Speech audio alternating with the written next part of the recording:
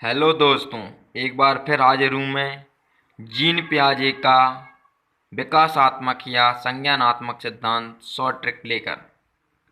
आपको पता है कि जब भी आते हैं हम एक न्यू जानकारी के साथ आते हैं। देखिए, जीन पियाजे जीन पियाजे का जन्म 1896 ईस्वी में स्विट्जरलैंड के निवासी थे। जीन पियाजे कहाँ के थे? स्विट्जरलैंड। ये एग्जाम में कई बार पूछा जाता है कि जीन पियाजे स्विट्जरलैंड के थे। इन्होंने विकासात्मक अर्थात संज्ञानात्मक मनोविज्ञान के जनक इन्हें कहा जाता है। संज्ञानात्मक विज्ञान के जनक। इनकी एक किताब है the language of thought of the child. The language of thought of the child.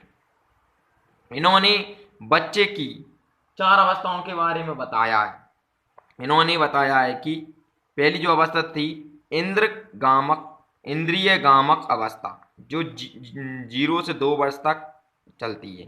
मतलब इंद्रिय गामक अवस्था, इससे देखकर ही पता चलता है कि इंद्रियों द्वारा बच्चा पहचानता है किसी भी चीज को अपनी इंद्रियों के जाने, जैसे बोलकर या सुनकर, मतलब जो इंद्रियों के द्वारा उस चीज का अनुभव करता है। इसमें क्या होती है? इंद्रिय गामक अवस्था मूल प्रवृत्ति व्यवहार पर आधारित होती है। मूल प्रवृत्ति व्यवहार, बच्चा का जो मूल प्रवृत्ति व्यवहार होता है, जैसे खिलौनों को देखना, खिलौनों को देखकर उसकी जो मन में छवि बन जाती है खिलौनों की, तो वे मूल प्रवृत्ति व्यवहार पर आधारित होती है। जैसे कि वस्तु का स्थायित्व उसके मन में पड़ता है।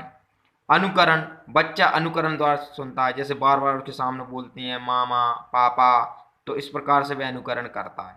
इसके बाद आता है जीववाद नहीं कर पाना। जीववाद क्या होता है? मतलब 0 से 2 वर्ष का बच्चा इंद्रिय कामक अवस्था का, वह जीववाद नहीं कर पाता, अर्थात वह सजीव और निर्जीव के बारे में नहीं भेद कर पाता। ये बहुत ही महत्वपूर्ण टॉपिक है, ध्यान से सुनना। इसमें इंद्रिय कामक अवस्था 0 से 2 वर्ष तक होती है। इसमें मूल प्रवृत्ति का व्यवहार होता है, वस्तु का स्थायित्व नहीं होता बच्चे में, अनुकरण नहीं कर पाता, इसे जीववाद भी नहीं कर पाता बालक कि कौन सा जीव है कौन निर्जीव है। इसके बाद आती है पूर्व संक्रियात्मक अवस्था। पूर्व संक्रियात्मक अवस्था में क्या होता है? यह 2 वर्ष से लेकर 7 वर्ष तक की अवस्था होती है। इसमें पलटा भी गुण का अभाव पाया जाता है। मतलब इसमें बच्चा पलटा भी गुण का अभाव पाया जाता है। बच्चा जी नहीं बता पाता अपन ने उससे जो कहा, वह उसको दोबारा से रिप्रेजेंट नहीं कर पाता, उसमें पलटा भी गुण नहीं पाया जाता है। 2 वर्ष से 7 वर्ष के बालक में पूर्ण संक्रियात्मक अवस्था कहलाती है। क्रमबद्धता का अभाव पाया जाता है। मतलब कोई सी चीज लाइन से रख दो तो वह उसे क्रमबद्ध तरीके से नहीं बता पाता, उसमें क्रमबद्धता का वो पाया जाता है, अभाव पाया जाता है। इसके बाद आता है आकार के आधार पर अंतर नहीं कर पाना। मतलब उसे अपनी क्या को काम करें कि उसे 1 लीटर दूध अलग अलग बर्तन में दे दिया, जिसकी धारिता, मतलब जो बर्तन एक बड़ा है एक छोटा है, उसमें अपन ने दूध दे दिया, तो बालक भले 1 लीटर दूध है, बालक उनमें आकार में अंतर नहीं कर पाता। वह बड़े बर्तन को ही समझेगा इसमें, मतलब छोटे बर्तन में ज़्यादा दूध देखेगा वो ऐसा लगेगा उसे कि ये इसमें ज़्यादा दूध है, और बड़े बर्तन में कम रहेगा वो 1 लीटर दूध, तो वह आकार के आधार पर परिवर्तन नहीं कर पाता, अंतर नहीं कर पाता। इसके बाद तार्किक चिंतन का अभाव पाया जाता है बालक में। क्या पाया जाता है? वह सोच समझने की क्षमता का उसमें अभाव पाया जाता है। उसमें अहम केंद्रवादिता का भाव पाया जाता है। अहम केंद्रवादिता क्या होती है? कि बालक को ऐसा लगता है कि मुझे सब देख रहे हैं, मेरी तरफ सब, मुझे सब देख रहे हैं, मेरी हरकतों को समझ रहे हैं, तो उसमें अहम केंद्रितवादिता का अभाव आ जाता है। और इसे खिलौने की आयु भी कहा जाता है। बच्चे इस अवस्था में कहा जाता है, क्वेश्चन पूछा जाता है कि खिलौने की आयु किस अवस्था को कहा जाता है, तो पूर्ण संक्रियात्मक अवस्था। ध्यान से सुनना, पूर्व संक्रियात्मक अवस्था में क्या होता है? पलटा विगुण का अभाव पाया जाता है, क्रमबद्धता का अभाव पाया जाता है, आकार के आधार पर अंतर नहीं कर पाता है, तार्किक चिंतन का अभाव पाया जाता है, अहम केंद्रवादिता का भाव आना बच्चे में, और खिलौने की आयु।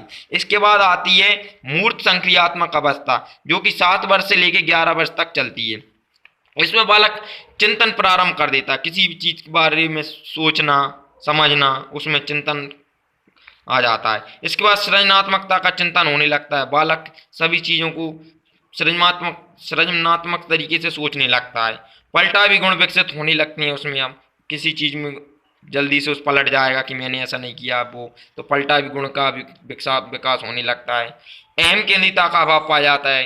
अहम केंद्रिता मतलब बालक को अब ऐसा नहीं लगता कि मुझे सब देख रहे हैं। यह विधि आगमन विधि पर आधारित है, और समस्या समाधान बालक में प्रारंभ हो जाती है। मूल संक्रियात्मक अवस्था, ध्यान से फिर सुनना, चिंतन प्रारंभ हो जाता है। मूल संक्रियात्मक अवस्था में सृजनात्मकता का चिंतन पाया जाता है, पलटावी गुण विकसित होता है, अहम केंद्रितता का अभाव पाया जाता है, आगमन विधि पर आधारित होती है और समस्या समाधान प्रारंभ होता है। इसके बाद आती है औपचारिक या अमूर्त संक्रियात्मक अवस्था। अमूर्त मतलब अमूर्त मतलब जो दिखाई ना दे।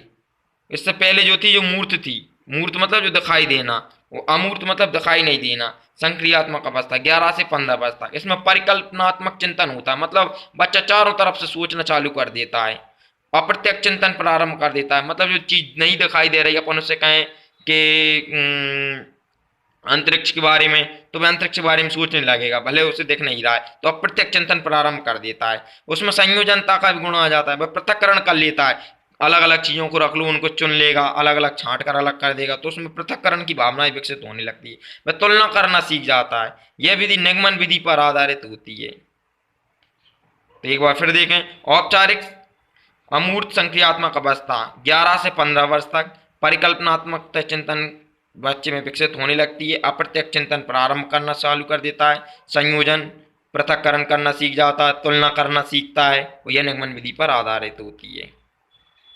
आप कमेंट करें, हम आपके लिए और नई वीडियो लाएंगे।